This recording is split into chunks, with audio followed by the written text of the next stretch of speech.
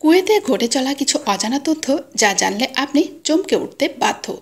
মধ্যপ্রাচ্যের অন্যতম এক ধনী দেশ কুয়েত, যার উত্তরে সৌদি আরব আর উত্তর পশ্চিমে ইরাক অবস্থিত। আরবি সংস্কৃতি, বিকাশ ও কৃত্রিম নগরায়নের জন্য আমরা এর আগে হয়তো খবরের কাগজ বা বইয়ের পাতায় এদেশের ব্যাপারে একটু হলেও জেনেছি, কিন্তু এদেশের সাথে এমনও অনেক খবর জড়িত আছে যা আপনাদের কাছে সত্যি আশ্চর্যকর। সকলেরই জেনে রাখা দরকার। চলুন জেনে নিই এ দেশ সম্পর্কে কিছু অজানা ও রোমাঞ্চকর তথ্য, আর সাথে সাথে বাড়িয়ে নিন আপনার জানার পরিধি ও জ্ঞানের ভাণ্ডার। আরবি শব্দ কুয়েতের আসল অর্থ হল জলের পাশে তৈরি একটি মহল। দেশটি স্থাপিত হয়েছিল ১৬১৩ সালে। কুয়েতের পুরো নাম হল দাবালত আল কুয়েতি। কুয়েতের রাজধানী হল কুয়েত সিটি। দেশটি পৃথিবীর অন্যান্য অর্থশালী দেশগুলোর থেকে আকৃতিতে ছোট হলেও কুয়েতের কারেন্সি কুয়েতি দিনার, যার মূল্য বর্তমানে সারা বিশ্বে সবচেয়ে বেশি।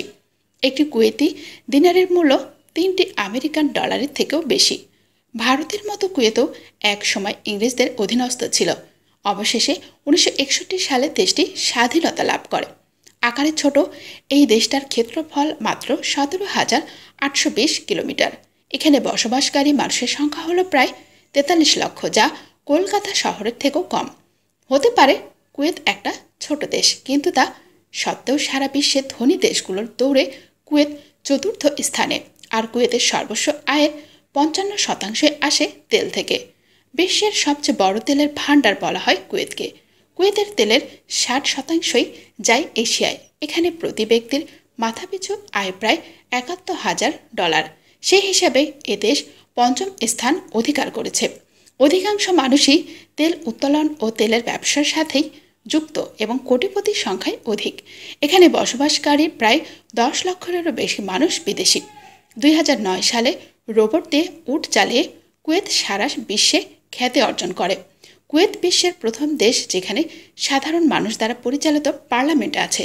এখানে মহিলাদের ভোটে দাঁড়ানোর উপর সম্পূর্ণ স্বাধীনতা দেওয়া হয়েছে, যা বাকি আরবীয় দেশগুলোর তুলনায় অনেক বেশি। এটি এমন একটি দেশ যেখানে কোনো রেল লাইন নেই। কুয়েত বিশ্বের একমাত্র দেশ যেখানে কোনো পুকুর বা জলাশয় নেই। এখানকার মানুষ সমুদ্রের নোনা জলকে পানযোগ্য করে তোলে। এতে প্রচুর পরিমাণে টাকাও খরচ হয়। আপনি জেনে অবাক হবেন যে এখানে এক বোতল জলের দাম তেলের থেকেও বেশি, কিন্তু তা সত্ত্বেও ২০০৫ সালে এখানে গলফ খেলার জন্য মাঠ বানানো হয়, যা তৈরির জন্য প্রচুর পরিমাণ জলের প্রয়োজন হয়।